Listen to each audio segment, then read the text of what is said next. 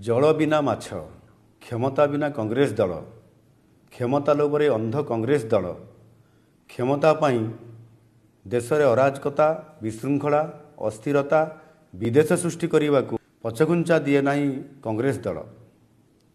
ଦେଶ ବିଭାଜନକାରୀ ଓ ରାଷ୍ଟ୍ରବିରୋଧୀ ତତ୍ତ୍ୱ ସହ ହାତ ମିଳାଇ ବାରମ୍ବାର ଦେଶବାସୀଙ୍କ ସ୍ୱାର୍ଥ ଓ ରାଷ୍ଟ୍ରର ସୁରକ୍ଷାକୁ ବିପଦରେ ପକାଇଛି କଂଗ୍ରେସ ଦଳ।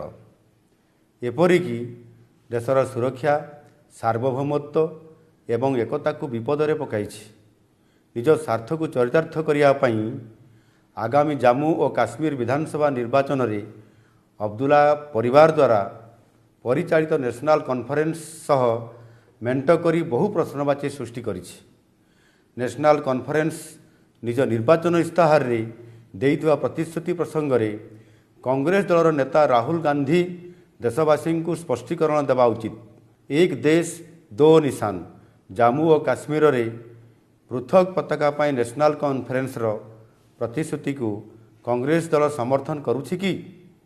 ଜାମ୍ମୁ ଓ କାଶ୍ମୀରରେ ପୁଣି ଥରେ ଧାରା 370 ଓ 35 ପୁନର୍ସ୍ଥାପିତ କରିବାକୁ ନ୍ୟାସନାଲ୍ କନଫରେନ୍ସର ପ୍ରତିଶ୍ରୁତିକୁ କଂଗ୍ରେସ ଦଳ ସମର୍ଥନ କରୁଅଛି କି? ଏହାଦ୍ୱାରା ଜାମ୍ମୁ ଓ କାଶ୍ମୀରରେ ପୁଣି ଥରେ ଆତଙ୍କବାଦୀ କାର୍ଯ୍ୟକଳାପ ବୃଦ୍ଧି କରି ଅଶାନ୍ତ ବାତାବରଣ ସୃଷ୍ଟି କରାଯିବାକୁ ସମର୍ଥନ କରୁଛି କି? ଜାମ୍ମୁ ଓ କାଶ୍ମୀରବାସୀଙ୍କ ସହ କଥାବାର୍ତ୍ତା ହୋଇ ଶାନ୍ତି ସୌହାର୍ଦ୍ଦ୍ୟ ପ୍ରତିଷ୍ଠା ବଦଳରେ ଚରମ ଶତ୍ରୁ ପାକିସ୍ତାନ ସହ କଥାବାର୍ତ୍ତା କରି ବିଚ୍ଛିନ୍ନତାବାଦୀଙ୍କୁ ପ୍ରୋତ୍ସାହନ ଦେବା ପ୍ରତି କଂଗ୍ରେସର ସମର୍ଥନ ଅଛି କି? ପାକିସ୍ତାନ ସହିତ ବାଣିଜ୍ୟ କାରବାର କରିବା ଆଳରେ ସୀମାରେ ଆତଙ୍କବାଦ କାର୍ଯ୍ୟକଳାପର କଂଗ୍ରେସ ଦଳ ସମର୍ଥନ କରୁଛି କି? ଏହାଦ୍ୱାରା ସ୍ଥାନୀୟ ଇକୋସିଷ୍ଟମ ପ୍ରଭାବିତ ହେବ ନାହିଁ କି?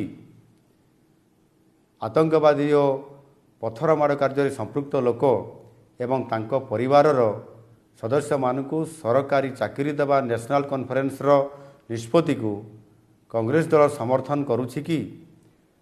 କଂଗ୍ରେସ ମେଣ୍ଟ ଦ୍ୱାରା ସଂରକ୍ଷଣ ବ୍ୟବସ୍ଥାର ଅନ୍ତ ଘଟାଇବାର ଚକ୍ରାନ୍ତ କରାଯାଉଛି। ଦଳିତ, ଗୁଜ୍ଜର, ବକରବାଲ ଓ ପାହାଡ଼ ଅଞ୍ଚଳ ବାସିନ୍ଦାଙ୍କ ପାଇଁ ସଂରକ୍ଷଣ ବ୍ୟବସ୍ଥାକୁ ସମାପ୍ତ କରି ତାଙ୍କ ପ୍ରତି ଅନ୍ୟାୟ କରିବାକୁ ଯାଉଛି ନ୍ୟାସନାଲ୍ କନଫରେନ୍ସ। ଏହାକୁ କଂଗ୍ରେସ ଦଳ ସମର୍ଥନ କରୁଛି କି? ଶଙ୍କରାଚାର୍ଯ୍ୟ ପର୍ବତକୁ ତଖ୍ତ ଏ ସୁଲେମାନ ଏବଂ ହରି ପର୍ବତକୁ କୋହ ଏ ମାରନ ନାମରେ ପରିଣତ କରିବାର ନ୍ୟାସନାଲ୍ କନଫରେନ୍ସର ଚକ୍ରାନ୍ତକୁ କଂଗ୍ରେସ ଦଳର ସମର୍ଥନ ରହିଛି କି? ଜାମ୍ମୁ କାଶ୍ମୀରର ଅର୍ଥବ୍ୟବସ୍ଥାକୁ ପୁନର୍ବାର ଦୁର୍ନୀତି ମଧ୍ୟକୁ ଠେଲି ଦେଇ ଏକ ପାକିସ୍ତାନ ସମର୍ଥିତ ଏକ ନିର୍ଦ୍ଦିଷ୍ଟ ପରିବାରକୁ ହସ୍ତାନ୍ତର କରିବା ରାଜନୀତିକୁ କଂଗ୍ରେସ ଦଳ ସମର୍ଥନ କରୁଛି କି? ଜାମ୍ମୁ ଏବଂ ଘାଟି ଅଞ୍ଚଳ ବାସିନ୍ଦାଙ୍କ ମଧ୍ୟରେ ଭେଦଭାବ ସୃଷ୍ଟି କରି ଅସ୍ଥିରତା ସୃଷ୍ଟି କରିବାକୁ ଚାହୁଁଛି କି କଂଗ୍ରେସ ଦଳ?